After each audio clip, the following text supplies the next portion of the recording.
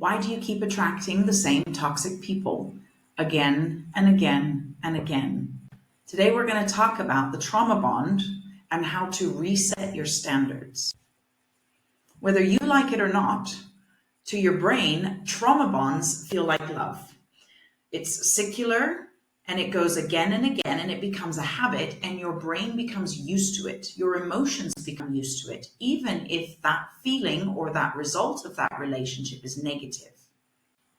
The feelings you get back from an argument, from attention, from reacting a certain way where there's drama and shouting, or you're getting that back from your partner, dopamine responds.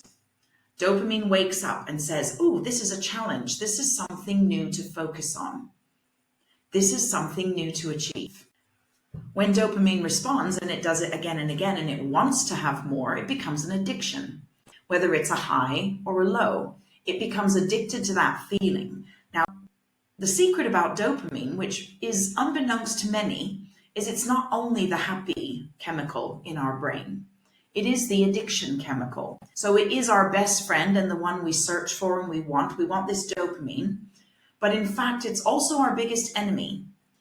Because when it starts to become addicted to that feeling I just described, such as overcoming that challenge again, you feel important in that moment. You feel there's something to do. You feel that there's, something to solve and overcome. That's an addiction. And in fact, dopamine is the I want more chemical in the brain. So when we manipulate that dopamine correctly, we become very successful because we're addicted to wanting more of all the good stuff. The opposite is true, the same. We can get stuck in a relationship and believe that that is our sense of worth. That is how relationships are for me. And in fact, that's comfortable and beautiful. When we're sitting in our unconscious mind, we sort of get stuck into this cycle of this type of relationship and we want more of it. We gravitate towards it, even though we don't know why. And in fact, we know we don't want it. When we're sitting in our more conscious space and really dissecting who we are and the men we choose or the women we choose and why we go into that type of relationship, we know that that's not what we want for ourselves. And we know we don't believe that we're worth that. So why do we keep going back into that space? It's because your subconscious patterns are repeating that familiar plan or repeating that familiar story. They're just going back to the story again and again and again because this is what I know and this is where I live. And what happens is you begin to believe that that is what you're worth or that is what you deserve or that is your lot in life in regard to love.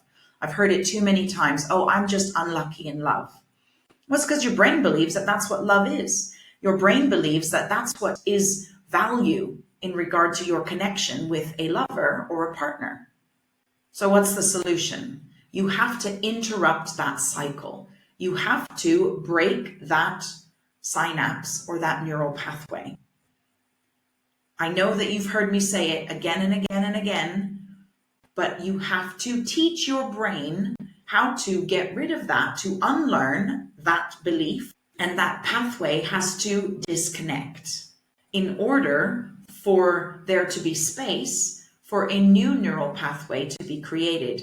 And the only way to create that new neural pathway is through messaging. You must tell your brain what's new, what it must know. And that's where you're connecting your cognitive mind and what you've learned from society, from new teachings, etc., and bring that inward into your energies and your unconscious mind. Now, first of all, it starts by actually instructing your brain of what its new reality is. I deserve a relationship where there is no trauma and there is peace. How does that look? Every day, my partner makes me feel comfortable in my space. Every day, I am told I am loved and I feel secure in that love. When we have banter or when we tease each other, there's no need to be offended and freak out. And if he does that to me, that's not a relationship I'm prepared to accept. And therefore, you're not holding on to this, oh, but maybe somebody else won't love me. And this is what I have to do to keep a love and to keep a lover and a partner in my life. I have to just bear with the drama and the trauma. Incorrect. There are others who act and live in a world that you desire and you love. And the more you teach your brain that that's how you are, that's what you do, then therefore you will seek that out and you will invite that into your universe, into your space.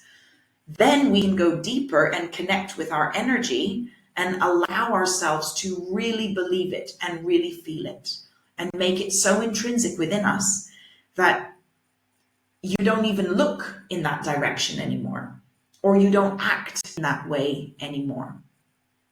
So just to recap, 1, you do not have to keep attracting toxic people because you can take control of your dopamine habit. You have to look at it like a naughty little child who is addicted to something that you don't like. So address it, label it, then name what you want instead. Break it by labeling it and making it very evident that this is not what I want. I do not deserve X. Then we recreate a new neural pathway by stating what it is we want and what we deserve. Now, this process, mind you, is not quick and it's not easy. It's a little bit like going through withdrawals, but you have to stay the journey. Stick with it. If you find yourself going to react again because you're angry, or you find yourself allowing someone else to treat you that way, either side, it's going to be a process of hard change, but don't stop. The same as an addict. Go through those 3 or 4 days or weeks or whatever of hell, difficulty, but stay the journey, because you can break that toxic pattern that's in your neural synapse connections and pathways, break it and reconnect it with something else that you want and you deserve and you know can be your new reality.